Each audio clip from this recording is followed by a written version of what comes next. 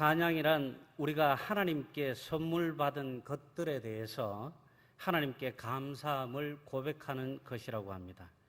시편의 대부분은 하나님께 감사를 표현한 것입니다. 마틴 루터는 음악은 하나님께서 인간에게 주신 가장 고상하고 가장 영광스러운 선물 중에 하나이다.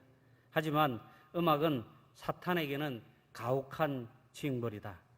음악은 마음으로부터 슬픔의 짐을 없애고 악한 생각의 유혹을 제거하기 때문이다. 이렇게 말했습니다.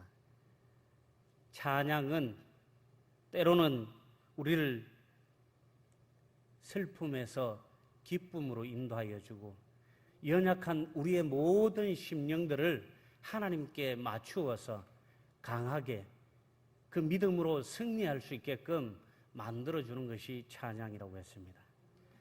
하나님은 예수 그리스도를 이 땅에 보내어 주셔서 우리의 죄를 위하여 독생자이신 예수 그리스도를 십자가에 달리게 하심으로 놀라운 구원의 역사를 우리에게 행하여 주셨습니다. 그 구원의 결과 우리는 하나님의 자녀가 되어 하나님의 나라의 영생 복락을 누리게 되었습니다. 그렇다면 이렇게 놀라운 구원을 행하신 하나님께 날마다 우리가 찬양과 영광을 드려야 하는 것입니다. 오늘 본문 시편 149편을 통해서 하나님을 더욱 찬양하고 사랑하는 여러분들 되시기를 소망합니다.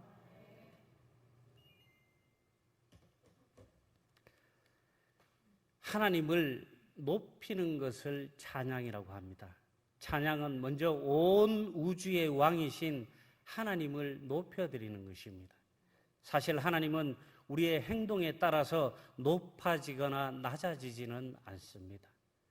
여전히 하나님께서는 존귀하시고 높으신 분이십니다.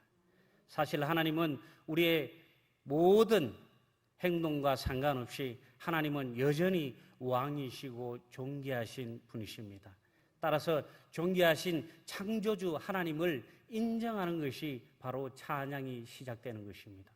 그렇다면 찬양은 우리 삶의 전 영역에서 하나님을 왕으로 인정하는 모습으로 나타나야 합니다. 우리는 무슨 일을 하든지 어디에 있든지 주님을 높이며 살아가야 하는 것입니다. 그렇다면 가정에서든 직장에서든 어디에서든 내가 서 있는 삶의 자리에서 하나님을 찬양하는 삶을 여러분들은 살아가고 있습니까? 그곳에서 하나님을 왕으로 인정하고 높이며 살아가고 있습니까? 우리는 삶의 모든 자리에서 우리에게 새로운 삶을 주신 하나님께 새 노래로 찬양해야 합니다. 하나님의 성도들은 남다른 방법으로 주를 송축해야 합니다. 이스라엘이라 하면 일반적으로 교회에 몸을 이루는 사람들을 통칭할 때 쓰이는 용어로 사용됩니다. 또한 시온의 주민이라 하면 거룩한 하나님의 동산에 살면서 누구보다 가까이 하나님을 모시는 하나님의 축복을 누리는 무리들을 시온의 주민이라고 합니다. 이렇게 누구보다 하나님의 말씀과 규례를 가까이 하는 성도들이 가장 열심히 찬양하리라고 기대한다는 것은 너무나 당연한 일입니다. 오늘날 신실한 믿음을 가진 그리스도인들은 자신을 가리켜 시온의 주민이라고 부르며 시온산에 이르게 될 것이라는 소망 중에 살아가고 있습니다. 2절 말씀에 이스라엘은 즐거워하며 시온의 주민은 즐거워할지어다. 아멘. 성도들은 영광 중에 즐거워하며 마음속에 있는 경건은 우리로 하여금 하나님을 기쁨의 근원으로 삼고 연약한 우리를 하나님의 품 안에 안겨 위로를 받게 하여 줍니다. 이제 우리는 새 노래를 불러야 합니다. 여기서 새 노래라 하면 예전과 같은 가사를 읊조리더라도 새로운 사랑으로, 새로운 마음으로 부름으로써 새롭게 된 노래를 뜻하는 것입니다. 찬송은 신령과 진정으로 부르는 것입니다. 찬송은 신령과 진정으로 부름을 통해서 하나님께 올려드리는 것입니다. 우리는 사람들이 모인 자리에서, 곧 성도의 회중에서 열렬한 마음으로 기쁨으로 하나님을 경외하며 하나님을 찬양해야 합니다. 이와 같이 하나님의 이름을 만천하 앞에 찬송으로 높여드려야 하는 것입니다. 또한 은밀한 중에 홀로 있을 때에도 여호와의 이름을 찬양해야 합니다. 본문 5절 말씀에 성도들은 영광 중에 즐거워하며 그들의 침상에서 기쁨으로 노래할지어다. 이 표현은 사람이 하나님 안에서 성령 충만할 때에는 깊은 밤이라도 언제 어디서라도 하나님을 찬양하게 된다는 것입니다. 성령 충만하면 아무리 누가 말려도 하나님밖에 모르고 찐팬이 되는 것입니다. 요즘 연예인들 개인사까지 속속들이 아는 팬들을 찐팬이라 그럽니다. 그런데 이 찐팬보다 더한 팬들이 있습니다. 목숨 걸고 죽자 사자 쫓아다니는 팬들을 바로 사생팬이라고 합니다. 처음 들어보시는가 봐요. 사랑하는 우리 성도님들은 성령 충만하셔서 하나님의 사생팬들이 모두 되시기를 소망합니다. 성경을 보면 하나님의 사생팬이 있는데 다윗이 바로 그 사생팬이었습니다. 시편 119편 62절 말씀에 내가 주의 의로운 규례들로 말미암아 밤중에 일어나 주께 감사하리이다. 다윗은 매 순간 하나님을 찬양하고 높여드리고 순종했기에 밤중에 자다가도 일어나서 하나님을 찬양하며 하나님께 감사드리며 하나님을 높여드렸습니다. 이것으로 인해 다윗은 엉망진창이 된 그의 인생을 하나님께서 영광스러운 이스라엘의 최고의 왕으로 역사책에 남게 하여 주셨습니다. 다시 말해서 언제 어디서나 어떠한 때에라도 성도는 우리를 죄에서 구원하여 주신 하나님을 높여드리고 찬양해야 합니다. 날마다 하나님을 높이며 찬양으로 하나님을 기쁘게 하는 사랑하는 우리 영일만 가족들 모두 되시기를 소망합니다. 두 번째로 우리는 찬양을 해야 하는 이유를 알아야 합니다. 무턱대고 사랑하고 무턱대고 애정을 표현할 수는 없는 것입니다. 찬양은 해야만 한다는 의무로 하는 것이 아닙니다. 여러분, 사랑을 의무로 하면 사랑입니까? 그런 사랑은 오래가지 못합니다. 조건이나 의무로 하는 사랑은 거짓 사랑입니다. 거짓 사랑에는 사랑의 감정이 없습니다. 하나님은 우리를 사랑하셔서 하나밖에 없는 독생자 예수 그리스도를 이 땅에 인간의 몸으로 보내주셔서 죄인인 우리의 친구가 되게 하셨고, 그것도 감사한데 독생자 아들을 우리의 죄를 사하여 주시기 위해서 십자가에 내어주심을 통해 더러운 죄로 인해서 비천하고 사망의 음침한 골짜기에서 죽어가는 우리를 구원해 주셨습니다. 죄인인 우리를 하나님의 자녀로까지 삼아 주셨습니다. 하나님께서 이렇게 우리가 하나님을 찬양할 수밖에 없는 거룩한 이유를 주시고 우리를 찬양의 자리로 초대하여 주셨습니다. 이런 우리가 어떻게 하나님을 찬양하는 것을 거부하겠습니까? 예수 그리스도의 십자가의 거룩한 보혈로 죄인인 우리가 십자가의 은혜로 존귀한 자가 되었고 하나님의 자녀가 되었습니다. 하늘의 권세도 주셔서 사망의 권세도 이기게 하셨는데 우리가 어떻게 찬양을 안 할 수 있겠습니까? 누가 뭐라고 해도 찬양할 수밖에 없는 분명한 이유가 있습니다. 하나님께서 우리를 구원해 주셨다는 사실만으로도 찬양해야 하는 이유는 차고 넘칩니다. 찬양의 이유를 잘 모르겠다면 하나님께서 우리에게 행하신, 아니 나에게 행하신 그 구원을 다시 한번 깊이 생각해 보면 그 이유가 명확해지는 것입니다. 창세기 1장 28절 말씀에 하나님의 자녀인 우리가 찬양을 해야 할 이유가 무엇인지 분명하게 말씀하고 있습니다. 하나님이 그들에게 복을 주시며 하나님이 그들에게 이르시되 생육하고 번성하여 땅에 충만하라, 땅을 정복하라, 바다의 물고기와 하늘의 새와 땅에 움직이는 모든 생물을 다스리라 하시니라. 아멘. 무엇보다 우리를 천지 만물 중에 인간으로 만들어 주셨고, 하나님의 창조 세계에 인간이야말로 만물 중에서 뛰어난 가장 귀한 존재로 세워주시고 축복하여 주셨습니다. 하나님께서는 우리의 예배를 기뻐 받으시며 우리가 날마다 번창하고 성령과 교통하고 우리가 하나님과 교제하는 것을 즐거워하십니다. 또한 하나님의 자녀에게 기꺼이 하나님의 무한한 은혜를 베풀어 주시는 것 역시 매우 즐거워하십니다. 하나님께서는 하나님의 그 백성을 통해서 장차 큰 영광을 누리게 하시려고 크고 놀라운 일들을 미리 계획하시고 준비해 두셨습니다. 부모는 자식 입에 음식 들어가는 것만 봐도 배부르고 행복하다고 합니다. 하나님의 마음이 바로 이런 마음입니다. 너무나 연약하고 보잘것없는 우리의 행복을 위해서 끊임없이 부어주시고 끊임없이 채워주시고 끊임없이 크고 작은 일들을 준비해 주시는 것입니다. 하나님께서 정하신 날이 이르면 다시 예수 그리스도가 이 땅에 오시는 날에는 의인들은 마치 햇빛과도 같이 아름답게 빛을 낼 것입니다. 그러므로 오늘은 비록 어둡고 캄캄하여서 절망과 고통이 나를 너무 힘들게 할지라도 하나님을 찬양하며 소망의 새 노래를 부르는 여러분들 되시기를 소망합니다. 마지막으로 어려움이 있어도 우리는 찬양을 해야 합니다. 찬양은 기쁠 때만 하는 것이 아닙니다. 언제 어디서나 어떠한 상황에 있을 때라도 우리는 하나님을 높여드리고 분명하게 하나님을 찬양해야 하는 것입니다. 그것이 바로 하나님의 자녀요, 그것이 바로 하나님께서 우리를 이 세상에 세워주시고 우리를 사용하여 주시고 우리를 통해서 영광을 나타내어 주시는 분명한 이유이기 때문인 것입니다.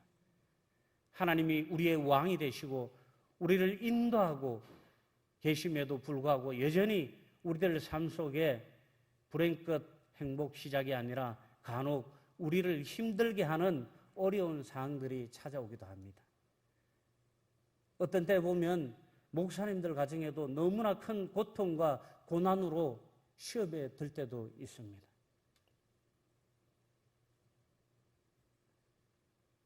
이스라엘에게 여전히 대적들이 존재했습니다. 하나님의 선민이었었고 하나님께서 끊임없이 지켜주시고 보호하여 주시겠다고 언약하신 그 이스라엘 백성에게도 끊임없이 대적들이 그들을 힘들게 하였고 끊임없이 그들의 삶의 역사 속에 시험거리가 날마다 충만했습니다.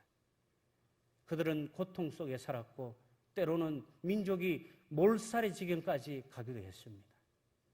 그렇지만 분명한 것은 하나님께서 그들을 통해서 분명한 것은 하나님께서 우리를 통해서 크고 작은 일들을 계획하고 계시고 우리를 통해서 축복하시기 원하신다는 것입니다. 하나님이 대적을 심판하시고 성도에게 영광을 주실 것을 믿기에 이스라엘은 아니 우리는 하나님을 찬양할 수밖에 없습니다. 마찬가지로 우리는 어려운 상황 속에도 승리를 확신하며 영광 중에 찬양할 수 있어야 합니다. 그 이유는 하나님께서 너무나 부족하고 서푼어치도 안 되는 우리에게 천국의 소망을 주셨고 구원의 영광을 주셨고 하늘의 신령한 복과 하나님의 그 권세를 우리에게 주셨기 때문입니다. 성도는 어려운 상황이 닥칠 때 낙심하는 것이 아니라 힘차게 승전가를 불러야 합니다. 왜냐하면 하나님께서 우리에게 주실 승리를 확신하고 믿는 하나님의 자녀이기 때문입니다. 세상 사람들은 다윗이 골리앗과 싸워서 짱돌 3개 잘 던져서 출세한 줄 압니다. 간혹 교인들 중에서도 다윗이 짱돌 잘 던져갖고 목동에서 출세해서 왕이 된 줄 아는 사람도 있어요. 다윗이 출세해서 잘 먹고 잘 사는 줄 아는 사람도 있어요.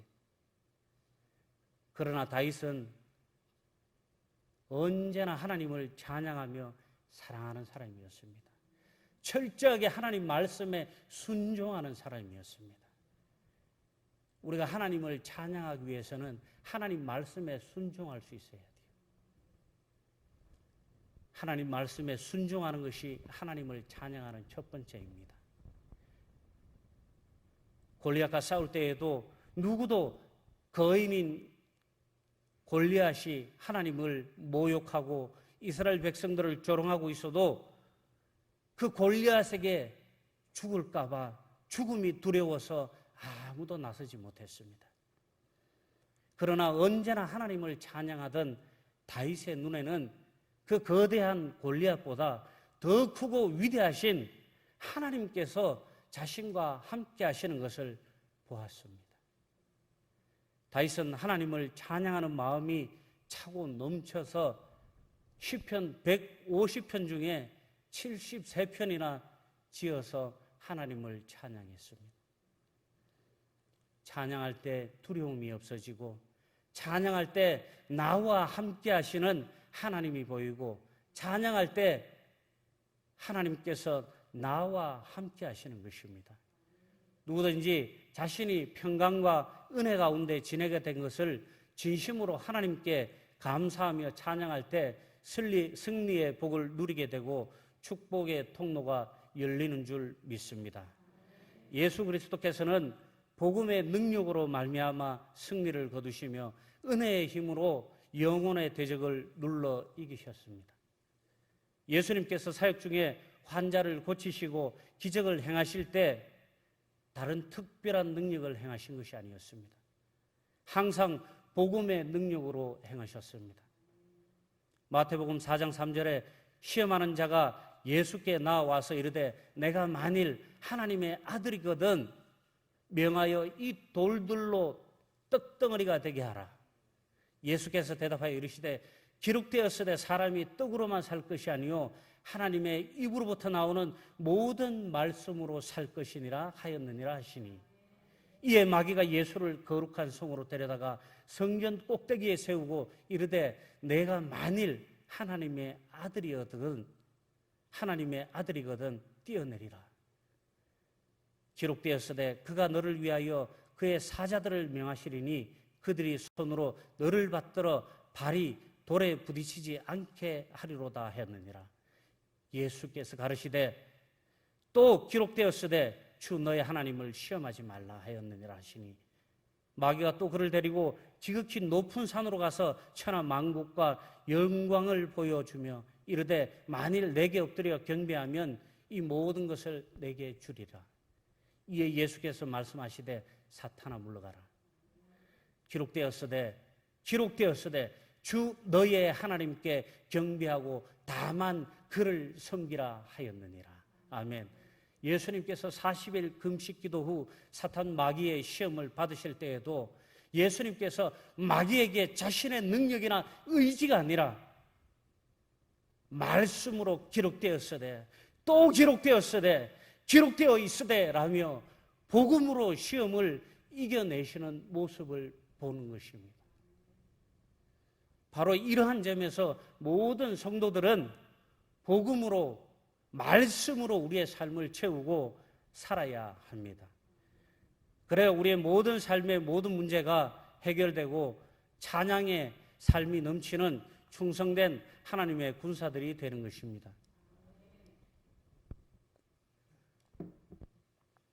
하나님의 말씀은 히브리서 4장 12절에 하나님의 말씀은 살아있고 활력이 있어 좌우에 날선 어떤 검보다도 예리하여 혼과 영과 및 관절과 골수를 찔러 쪼개기까지 하며 또 마음의 생각과 뜻을 판단하느니 즉 좌우의 날선 검이며, 에베소서 6장 17절 말씀에는 9월의 투구와 성령의 검 곧 하나님의 말씀을 가지라 말씀하셨습니다. 즉 하나님의 말씀은 날선 성령의 검입니다. 사도행전에서 사도 바울은 자신을 옥에 가둔 벨릭스 총독을 복음으로 변화시킵니다. 사단이 세운 경구한지는 완전히 무너지고 벨릭스와 같이 위대한 인물도 복음 앞에서 두려워하며 전율하게 되는 것처럼 이 세상 어떤 인물도 하나님 앞에 무릎 꿇고 회개해야만 하는 것입니다. 이것이 바로 복음의 능력입니다. 사단의 권세는 잠시 세상에서 누리다가 때가 되면 심판을 받아 멸망당하는 것입니다. 세상의 것에 여러분 즐거워하지 마시고 세상의 것에 만족하지 마시고 세상의 것에 쫓아 살아가지 마십시오. 성도는 하나님의 것으로 채워지고 오직 하나님의 것으로 살아가야 하는 것입니다. 성도는 오직 하나님의 것으로 채워서 그것으로 하나님께 감사의 찬양을 드리는 삶입니다. 이것이 바로 성도의 삶입니다. 성도들은 복음의 날선금을 가지고 자기 속에 거하는 악한 세력과 싸우되 하나님의 은혜에 힘입어서 악을 쳐서 하나님 앞에 그 악을 복종시켜야 하는 것입니다. 나의 삶 속에 왕노릇하는 것이 무엇입니까? 왕노릇하는 세상의 나의 자아는 과감하게 버리십시오. 그 왕노릇하는 나의 자아를 과감하게 버리시고 예수 그리스도의 멍에를 메고 그리스도의 종이 되어서 하나님의 말씀에 순종하는 것이 바로 성도의 사명이고 하나님께서 우리에게 주신 가장 큰 축복인 줄로 믿습니다. 하나님을 바라보시기 바랍니다. 그리고 그분이 행하신 거룩하고 놀라운 일에 주목하시기 바랍니다. 그렇다면 주님께서 앞으로 행하실 일도 믿고 확신하고 살아갈 수 있습니다. 그리고 날마다 새로운 넘치는 감사의 찬양을 들으시고 여러분을 통해서 하나님의 영광이 속속들이 나타나시기를 주님의 이름으로 축복합니다.